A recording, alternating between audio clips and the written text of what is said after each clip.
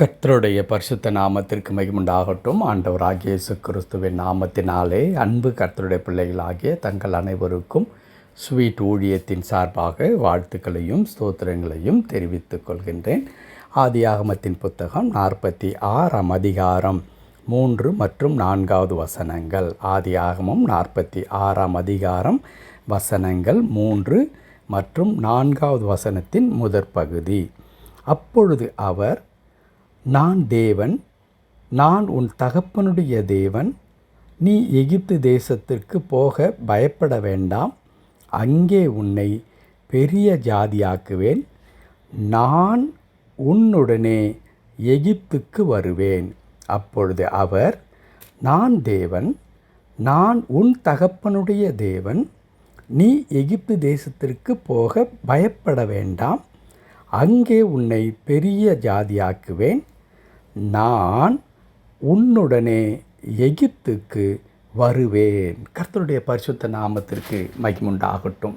என் அன்பு கடவுளுடைய பிள்ளைகளே, யாக்கோபிற்கு தன்னுடைய மகனாகிய யோசேப்பு மரித்து விட்டான் என்ற தவறான செய்தி கொடுக்கப்பட்டு, தன் பிள்ளை மரித்து விட்டான் என்ற துக்கத்தோடு கூட அந்த வயது முதிர்ந்த தகப்பனார் இருந்து கொண்டிருக்கும் பொழுது, ஆகாரம் பெறுவதற்காக, இந்த தானியங்களை வாங்குவதற்காக எகிப்திற்கு போகின்ற மற்ற பிள்ளைகள் அங்கே யோசேப்பை சந்திக்கிறார்கள். அதற்கு பிறகு தகப்பனாரை அழைத்து கொண்டு வரும்படி கேட்டுக்கொள்ளப்படுகிறார்கள். அதன் அடிப்படையில் இப்பொழுது அந்த மற்ற பிள்ளைகள் வந்து சொல்லுகிறார்கள், நம்முடைய தம்பி ஆகிய உங்களுடைய மகன் யோசேப்பு உயிரோடு இருக்கின்றான். அவர்தான் எகிப்து தேசத்தில் அதிபதியாக இருக்கிறார். உங்களை அழைத்து வர சொல்லுகிறார் என்று சொல்லும் பொழுது அங்கே யாக்கோபு பயப்படுகின்றார், சற்று அஞ்சுகின்றார். அந்த நேரத்தில் தான் கடவுள் பேசுகின்ற வார்த்தையை இப்பொழுது நாம் வாசிக்க கேட்டோம். எகிப்திற்கு போவதற்கு நீ பயப்படாதே, நான் உன்னை பெரிய ஜாதியாக்குவேன், நான் தேவன் என்று குறிப்பிடுகின்றார். என் அன்பு கடவுளுடைய பிள்ளைகளே, அதோடு கூட கர்த்தருடைய வார்த்தை எங்கே முடிந்திருக்குமானால் நான் இந்த வசனத்தை எடுத்திருக்க வேண்டிய அவசியம் இல்லை. ஆனால் 4வது வசனத்தினுடைய முதற் பகுதி இப்படி எழுதி இருக்கிறது, நான் உன்னுடனே எகிப்துக்கு வருவேன். கர்த்தருடைய பரிசுத்த நாமத்திற்கு மகிமுண்டாகட்டும். நம்முடைய ஆண்டவர் நம்மீது எவ்வளவு கரிசனை நிறைந்தவராக, அன்பு நிறைந்தவராக இருக்கின்றார். நம்மை குறித்து கடவுளுக்கு மிக மிக அதிகமாய் தெரியும் என்று நாம் உணர்ந்து கொள்வதற்கு, அல்லது நம்முடைய கடவுள் எங்கோ தூரத்தில் இருக்கிற கடவுள் அல்ல என்பதை அறிந்து கொள்வதற்கு இந்த வார்த்தை அவ்வளவு பிரயோஜனமாக இருக்கிறது. எகிப்திற்கு போவதற்கு அஞ்சுகின்ற யாக்கோபை பார்த்து கடவுள் சொல்லுகிறார், நான் உன் கூட நான் வருகிறேன். அது எகிப்தாக இருந்தாலும் பரவாயில்லை, அது வேறு எந்த இடமாக இருந்தாலும் பரவாயில்லை, என் பிள்ளையாகிய நீ போகிற இடத்திற்கு நான் உன்னுடனே வருகின்றேன் என்று சொல்லுகின்றார்.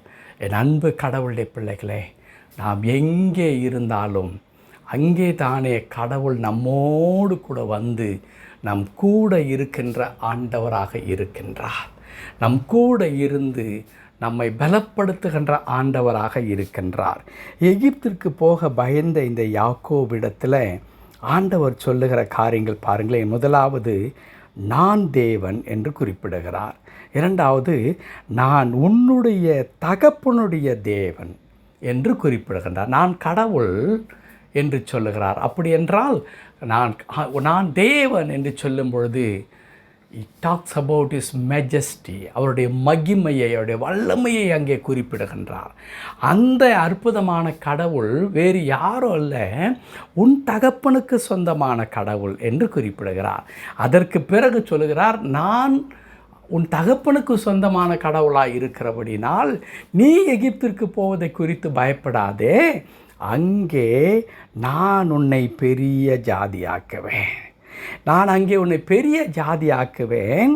அது மாத்திரமல்ல, நான் உன்னுடனே எகிப்துக்கு வருவேன். ஆம், அன்பு கடவுளுடைய பிள்ளைங்களே, நீங்கள் இருக்கிற இடத்திற்கு ஆண்டவர் வருகிறார். நீங்கள் போகிற இடத்திலெல்லாம் கடவுள் உங்களோடு கூட பிரயாணம் செய்து வருகின்றார். அதை தான் இன்னொரு விதத்தில் நான் வாசிக்கும் பொழுது, என் சமூகம் எப்பொழுதும் உனக்கு முன்பாய் செல்லும் என்று ஆண்டவர் சொல்லிக் கொடுத்தார்.